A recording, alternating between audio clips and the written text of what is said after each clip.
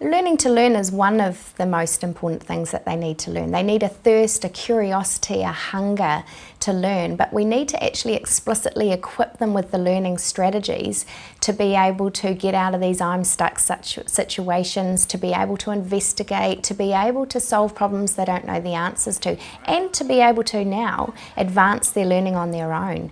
These learners are not waiting for the teacher to advance their learning. If we value these scaffolds and these learning strategies to ensure that our children can learn on their own, we've got to be really intentional about teaching them as an important literacy. So we do spend considerable time explicitly teaching children about a language of learning, about the learning process and other strategies that enable them to be effective learners for life. Alex, what's your learning goal? Know about simple angles. Part of what we do is that we teach the learners how to learn, because we think that that is as important as what they learn, because if they know how to learn, they can do that independently and don't need to rely on the teacher as much as they might otherwise. And that does help accelerate the learning, because then they're in charge of it as opposed to having to wait for the teacher to be in charge. Teachers are sharing their metacognitive thought all the time. I think as a school we've worked really hard to welcome error. It's important actually that every child experiences being stuck every single day, frequently throughout their day.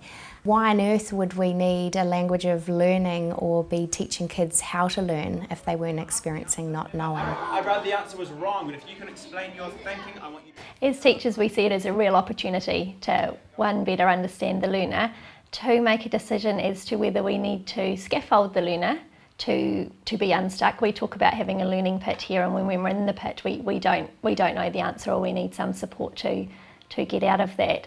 So as a teacher we adapt our practice or our tact or where we're going with the learning. So maybe we've been unpacking it in a certain way and that's not working with our learners.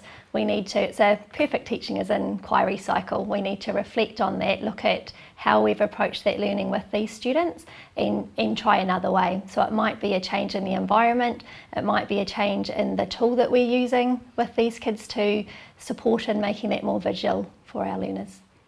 So whether I'm a 5-year-old learner or an adult working in this environment, this learning process is a key scaffold for us all as learners.